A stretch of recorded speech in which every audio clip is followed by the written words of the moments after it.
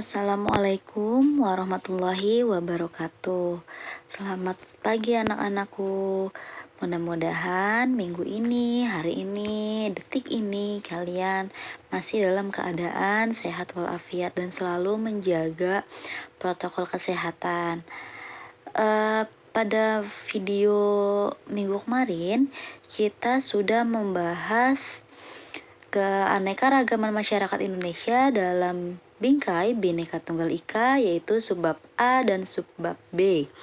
Sekarang kita lanjut untuk subbab C dan D. Nah, sebelum kita lanjut, marilah kita sama-sama berdoa sesuai agama dan kepercayaannya masing-masing. Berdoa dimulai. Berdoa selesai. Nah, minggu lalu kita sudah membahas apa saja kompetensi dasar dan tujuan di materi bab 4 ini. Lalu subbab A kita sudah membahas makna persatuan dalam kebangsaan. Yang B-nya kita sudah bahas prinsip persatuan dalam keanekaragaman suku, agama, ras, dan antar golongan. Nah, untuk hari ini kita bahas subbab C, yaitu permasalahan keberagaman dalam masyarakat Indonesia. Nah, apa saja? Kita lihat dulu. Poin yang pertama dalam subbab C ini, yaitu bentuk keberagaman masyarakat Indonesia. Keberagaman masyarakat Indonesia meliputi suku bangsa, agama, budaya, adat istiadat, bahasa daerah, pandangan politik, dan golongan.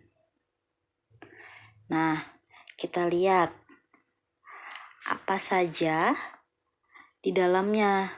Pengertiannya kita lihat satu-satu.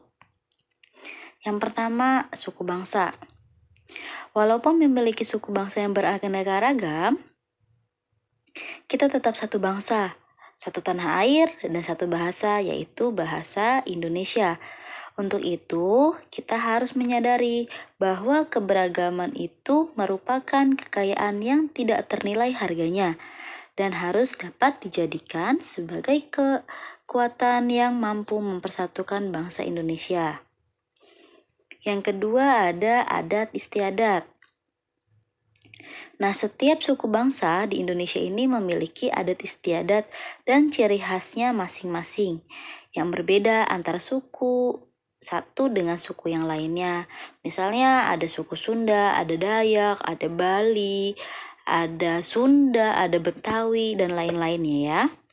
Nah, hal ini nampak dari keanekaragaman budaya daerah, seperti rumah adat. Nah, rumah adatnya kan di Indonesia ini beragam ya.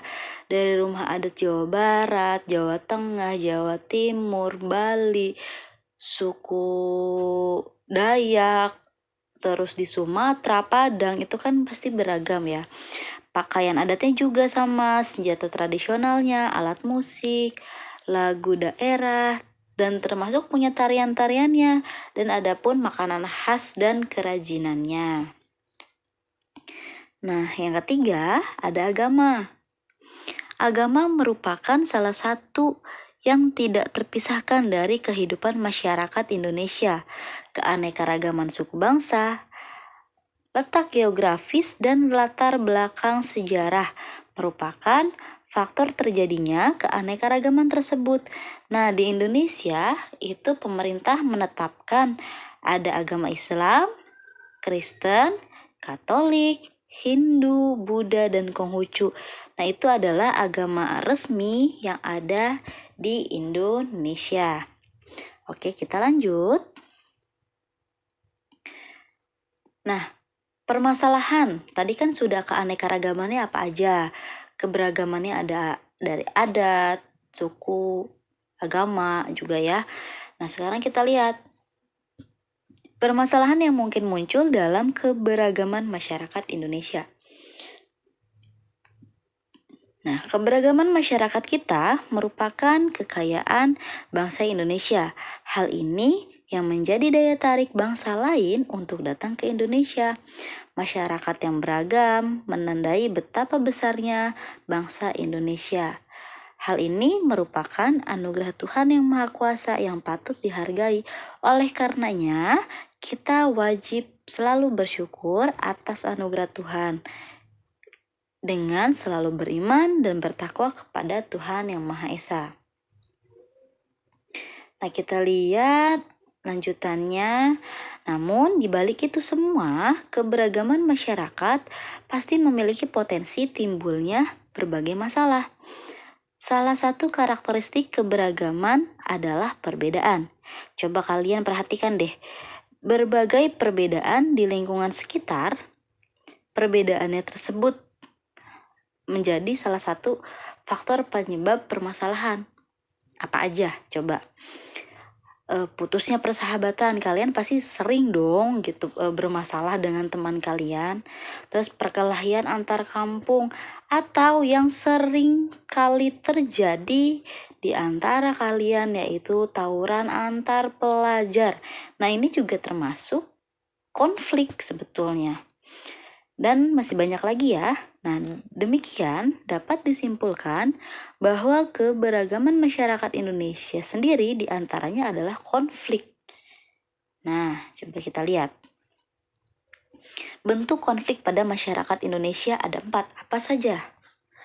Yang pertama, ada konflik antar suku, yaitu pertentangan antara suku yang satu dengan suku yang lain. Perbedaan suku seringkali menyebabkan perbedaan adat, perbedaan budaya, sistem kekerabatan yang tadi tuh perkelahian antar kampung, antar pelajar itu termasuk konflik sebetulnya. Dan norma sosial dalam masyarakat. Dan pemahaman yang keliru terhadap perbedaan ini dapat menimbulkan masalah, bahkan konflik dalam masyarakatnya itu sendiri. Itu adalah konflik antar suku. Kita lihat yang kedua. Ada juga konflik antar agama. Apa? Yaitu pertentangan antar kelompok yang memiliki keyakinan atau agama yang berbeda. Konflik ini dapat terjadi antar agama satu dengan agama yang lain. Antar kelompok agama tertentu juga. Nah, yang satu yakin dengan agamanya, yang satu juga yakin dengan agamanya. Kalian tidak bisa saling toleransi, itu akan menyebabkan konflik antar agama. Itu yang masih sering terjadi di Indonesia. Yang ketiga, ada konflik antar ras. Apa? Yaitu pertentangan antar ras yang satu dengan ras yang lain. Pertentangan ini dapat disebabkan sikap rasialis, yaitu memperlakukan orang berbeda-beda berdasarkan ras. Ini juga sering terjadi. Di lingkungan kita juga pasti sering. Coba, saya nggak mau berteman dengan A karena dia kulitnya putih, atau dia kulitnya hitam, atau dia rambutnya hitam. Nah, itu juga termasuk konflik antar ras, itu yang harus sangat dihindari. Keempat, ada konflik antar golongan, yaitu pertentangan antar kelompok atau golongan masyarakat. Golongan atau kelompok masyarakat dapat dibedakan berdasarkan apa? Pekerjaannya, partai politiknya, asal daerahnya. Contohnya apa? Contohnya misal, saya nggak mau temenan sama si A karena si A orang Betawi.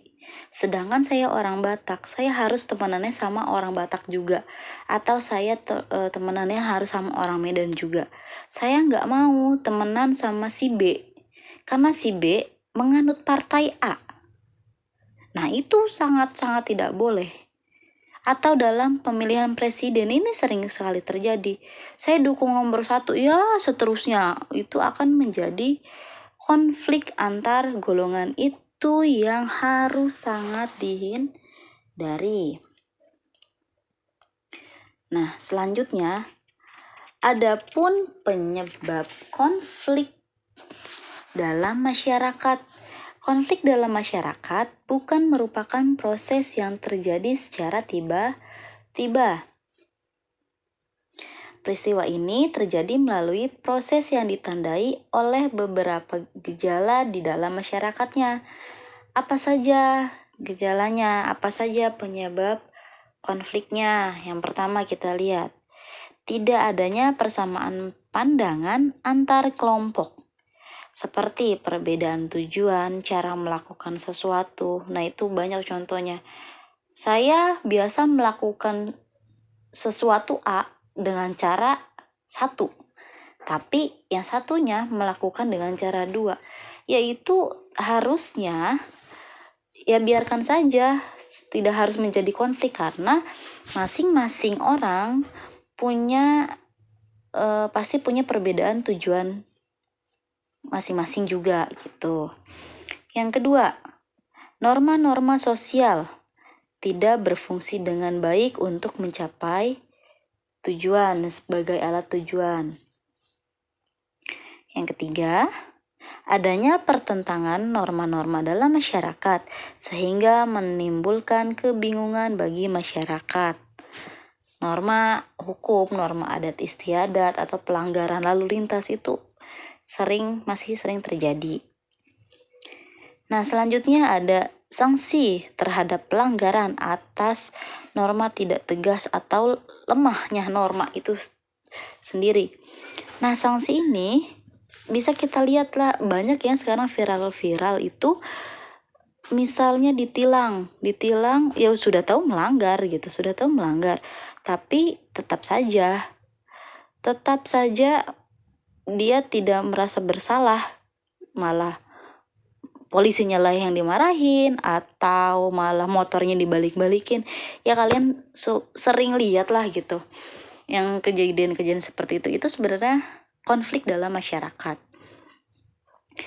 Yang kelima, tindakan anggota masyarakat sudah tidak sesuai lagi dengan norma yang berlaku. Nah, tindakan masyarakat ini sebetulnya menyimpang dari normanya gitu ya, dari norma agama, norma hukum dan lain sebagainya.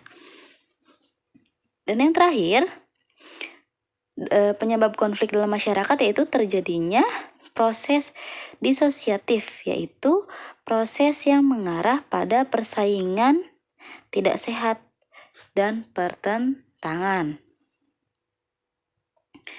Oke, selanjutnya setelah ada penyebab konflik, ada apa lagi? Nah, potensi penyebab konfliknya. Nah, ini setelah tadi ternyata penyebabnya ada. Nah, potensi yang menyebabkan konflik itu sendiri ternyata ada 4 juga. Yang pertama, etnosentrisme. Apa itu etnosentrisme? Nah, etnosentrisme itu memiliki arti perasaan atau suatu kelompok di mana kelompoknya merasa dirinya paling baik, paling benar, paling hebat, sehingga mengukur kelompok lain dengan nilai dan norma kelompoknya sendiri. Nah, sikap etnosentrisme ini tidak hanya dapat dalam kelompok suku, namun terdapat dalam kelompok seperti di pelajar, di partai politik, pendukung sepak bola, jadi merasa dia paling benar gitu. Kalau di sepak bola kan sering terjadi tuh kalah tapi pemainnya tidak apa-apa, yang bentrok adalah yang si supporternya, si pendukungnya, yang mereka merasa paling benar. Lah itu sebetulnya salah gitu. Nah, perkelahian antar pelajar yang terkadang disebabkan oleh sikap kelompoknya merasa lebih baik, lebih kuat dari kelompok-kelompok pelajar yang lain. Nah, itu makanya sering terjadi tawuran. Kita lihat yang kedua. Yang kedua itu stereotip. Nah, stereotip ini yaitu anggapan yang dimiliki terhadap suatu kelompok yang bersifat tidak baik. Misalnya apa? Anggapan bahwa kelompok ini identik dengan kekerasan, sifatnya suatu suku yang kasar, dan sebagainya. Stereotip ini dapat terjadi terhadap kelompok agama, suku, ras, maupun antar golongan. Nah, seperti geng motor, ada lagi organisasi kemasyarakatan. Nah, itu yang mengakibatkan sikap prasangka terhadap satu kelompok sesuai dengan anggapan negatifnya tersebut gitu. Nah, yang ketiga ada fanatisme. Fanatisme merupakan keyakinan antar suatu kebenaran tanpa kepastian data dan fakta. Tetapi kebenaran itu dianggap kebenarannya mutlak tanpa memperdulikan argumen dari orang lain. Nah, sikap fanatik ini yang berlebihan terhadap keyakinan masing-masing dapat menimbulkan sikap tidak toleran. Misal dari agama satu ke agama yang lainnya, tidak toleransi. Berpegang teguh pada ajaran agama masing-masing memang sebuah keharusan, tapi kita tidak boleh memaksakan suatu keyakinan kepada orang lain. Namun, keberagaman agama dapat menimbulkan perbedaan dalam mengatasi suatu persoalan dalam masyarakat. Nah, perbedaan tersebut dapat berkembang menjadi konflik yang dari cuman kecil misalnya, tapi yang satu membela jadi konflik yang besar gitu. Oke, kita lihat yang keempat. Yang keempat ada primordialisme. Primordialisme yang berlebihan merupakan pandangan atau paham yang menunjukkan sikap berpegang teguh pada hal-hal yang sejak awal melekat pada diri individu, seperti suku bangsa, ras, agama, itu juga termasuk. Nah, sikap primordialisme ini yang secara berlebih akan menganggap suku bangsa atau ras atau agama itu akan lebih unggul dibandingkan yang lainnya gitu. Merasa jadi dia paling benar sendiri gitu. Sampai sini kita lanjut. Nah, apa saja akibat yang ditimbulkan oleh terjadinya konflik? Ternyata ada efeknya, akibatnya yang timbul apa dalam terjadinya konflik. Nah, konflik dalam masyarakat memiliki akibat positif dan negatif, baik secara perorangan atau kelompok.